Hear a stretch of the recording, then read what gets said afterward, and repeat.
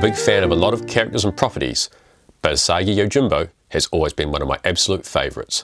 For over 40 years, Stan Sakai's Rabbit Ronin has shown courage, perseverance and honour. So pour yourself a cup of green tea and settle in. Today, we're following the path of the Rabbit Ronin, exploring over 4 decades of Usagi Yojimbo toys, from vintage action figures to some of the most sought-after statues ever of an independent comic book character.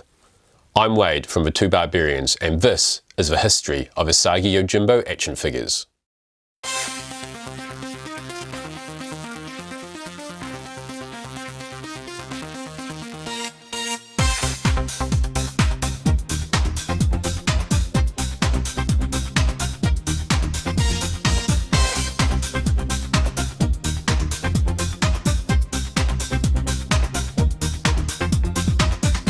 Today, we're looking at one of the greatest comic book characters ever created, Stan Sakai's Rabbit Ronin, Usagi Yojimbo. And while most people know him as that samurai rabbit who crossed paths with the Ninja Turtles, Usagi has been starring in his own comic adventures since 1984 and has become one of the most respected independent comic characters of all time. I've been collecting Usagi for years. I've managed to meet Stan Sakai multiple times, and I'm lucky enough to own an original Usagi comic cover, along with a few different sketches.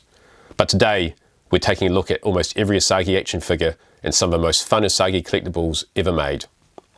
But before we get to the action figures, we have to understand why Usagi Yojimbo matters so much. Usagi Yojimbo is an award-winning comic series, created, written and illustrated by Stan Sakai. The story follows Miyamoto Usagi, an anthropomorphic rabbit samurai inspired by the historical swordsman Miyamoto Musashi. Usagi Yojimbo is set in Japan at the dawn of the 17th century, where shoguns established the military dictatorship, ending an era of civil wars. A samurai from a rural village, Usagi served as a retainer to Lord Mifune. He was named after the Japanese actor Toshiro Mifune. Usagi became a Ronin. He acquired a trademark scar of his left eye when his lord was slain in battle through the treachery of Lord Hikiji.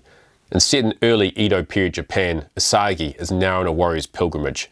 He'll help anyone in trouble, and his inability to mind his own business often lands him in trouble. Usagi blends action, historical drama, folklore, supernatural tales and humour.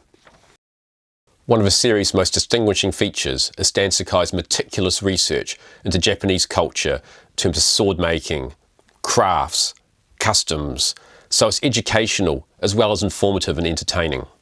You'd never think that stories about kite making, a simple tea ceremony and soy sauce brewing would set the tone for some absolutely amazing stories from Usagi Yojimbo. Usagi first appeared in Albedo Anthropomorphics, issue number 2, from 1984. It's now one of the most sought-after independent comic book first appearances of all time. Now, in addition to the original comics, we've had trade paperbacks, artist select editions, and even amazing gallery editions that reprint the original art the same size it was drawn. Now, I'm a hardcore fan. I've even had my own volumes of leather-bound Usagi comics made, handcrafted, one-of-a-kind editions. They even appeared in one of the letters pages of Usagi, but here they are now. Admittedly, I've probably destroyed a lot of the value in these Usagi comics by actually binding them, but they are my own personal comics, and I will never sell them. So I think, again, that just makes it even more personal. Now, Stan also had Space Usagi, so he eventually expanded the setting beyond feudal Japan with Space Usagi, a science fiction spin-off about his distant descendant, Yukichi, a rabbit samurai living in the far future. Now, Usagi first crossed paths with the Ninja Turtles in the late 1980s during the original Mirage era, and Usagi quickly became one of the few non-Ninja Turtle comic characters to appear in multiple Ninja Turtle cartoons. And these crossovers proved so popular that many readers discovered Usagi through Team Ninja Turtles before ever reading a standalone Usagi comic. Usagi has never felt like a corporate product to me. He's always felt like Stan Sakai's own personal character. And for a lot of fans, collecting Usagi isn't about owning merchandise or investing in first appearances. It's about celebrating great storytelling. Now, Usagi has survived for decades without blockbuster movies or massive marketing campaigns. He's here because readers genuinely love the character. Usagi fans tend to be incredibly loyal because they've watched this world grow organically for decades. And when you read Usagi, you're reading a piece of Stan Sakai's lifelong passion project, Few would doubt that there's anything more special when reading a story that has remained true to its original vision for more than 40 years. Usagi resonates with comic book readers. While he's never been the biggest character in the world, he's thoroughly engaging, and he has his own cast of sub-characters which are also amazing. They show so much more personality and continuing story arcs than you'll find in a lot of comics. You have such brilliant recurring characters as Gennosuke, also known as Gen, a boisterous rhinoceros bounty hunter and sometimes mercenary who's one of Usagi's closest friends, despite constantly looking for the next paying job. Is Katsuichi, the strict and demanding swordmaster who trained Usagi and many other warriors, shaping their values and skills that define them. There's Tomo, a highly skilled samurai warrior serving Lord Noriyuki. She's renowned for her fighting, loyalty, and her complicated relationship with Usagi. There's Kitsune, a fox, thief, con artist, whose schemes often cross paths with Usagi, sometimes as an ally, sometimes mainly as a nuisance. There's Yotaro, Usagi's son.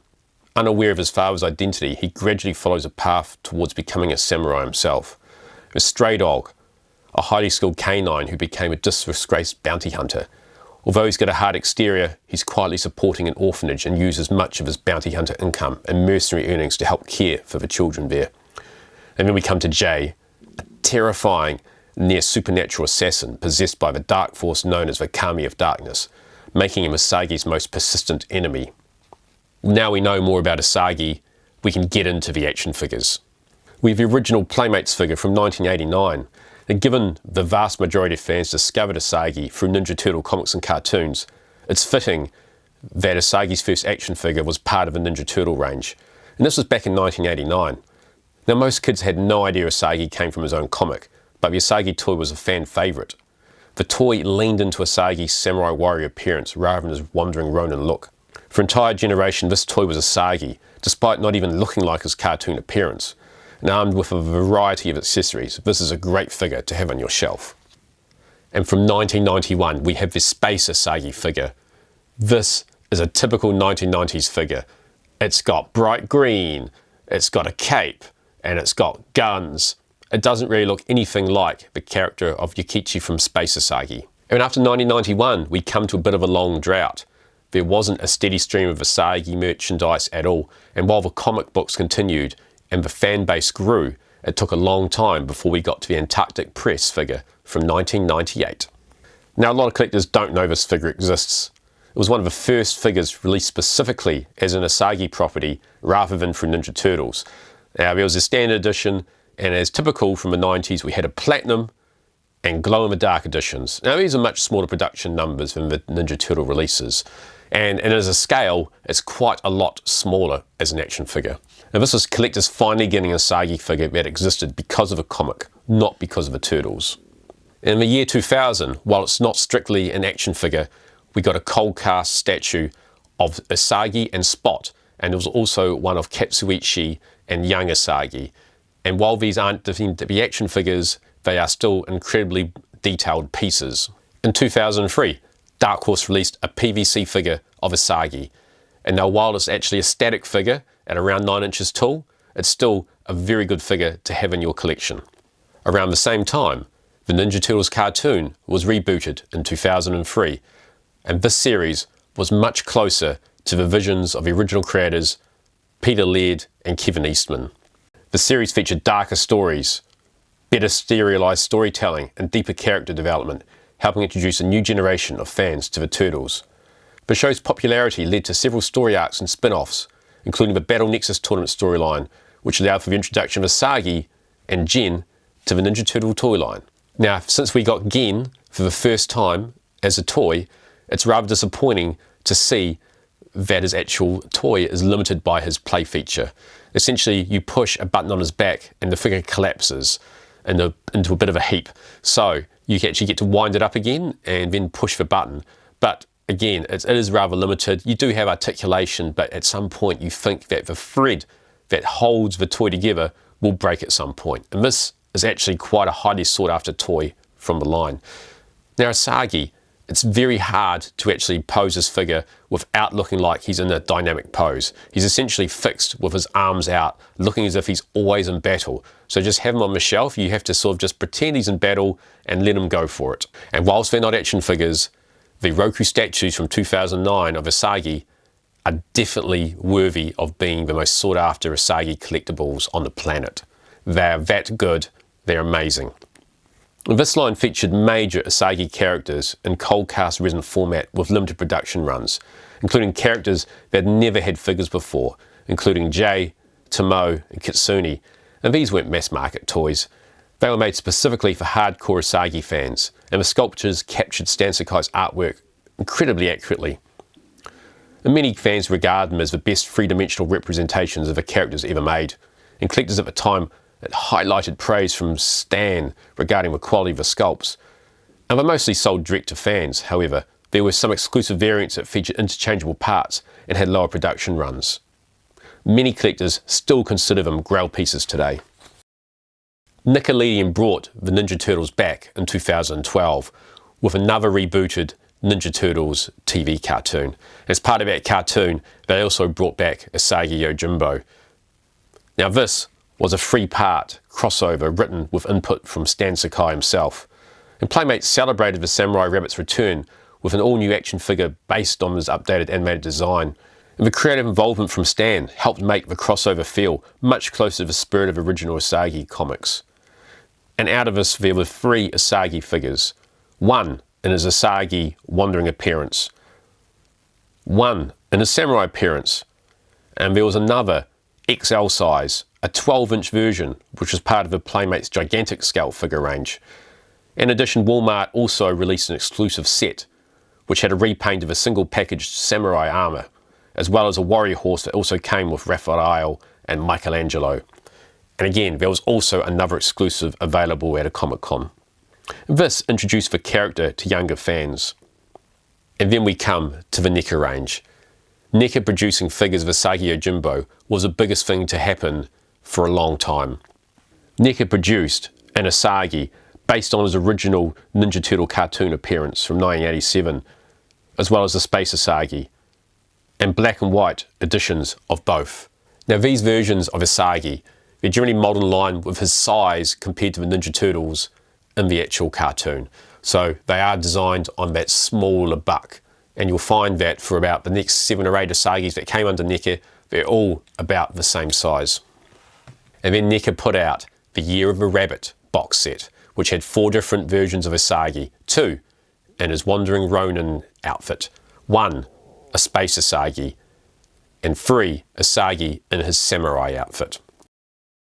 These figures came with a multitude of accessories, and they are based on the same size as the Usagi from the Ninja Turtles cartoon, but they look stunning. And to have Usagi with his winter cloak on, looking eerily into the distance, it's just an amazing thing to have on your shelf and to display, something that we never dreamed that we would.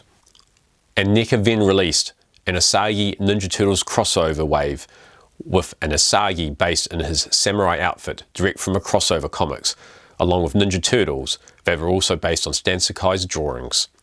And whilst I don't have those Ninja Turtles because they are exclusives in the US, I do have the Samurai. And as you can see, he's actually a different sculpt from the original NECA figures that came out. He's taller, which is great, and he scales really well with the Mirage Ninja Turtle figures. And one last figure we can't forget about is the 40th anniversary Dark Horse Direct vinyl figure. Now this was released for the 40th anniversary celebration of Usagi. It was limited to 1,000 pieces worldwide, and standing at a height of 10 inches, it's got more in common with the Usagi Roku statues. But what a time to be a fan of Usagi. Now there we have it. What makes Usagi special is that he survived the boom and busts of over 40 years of comics. He survived the speculator era, he survived changing publishers. Through all of that, Stan Sakai kept telling great stories. And that's why fans come back. They want to read the comics. They want the merchandise of their favourite anthropomorphic rabbit. I want to thank you for watching this episode about the toys of Usagi Yojimbo. Usagi has always had a special place close to my heart, and I thoroughly enjoyed showcasing some of the items that I own. Now, if you really did enjoy this episode, please do hit those like and subscribe buttons and drop me a comment if there's anything that you want me to focus on in the future, or any questions that you have about the merchandise or something that I've left out. The battle might be over, but our toy shelves remain legendary. Thank you.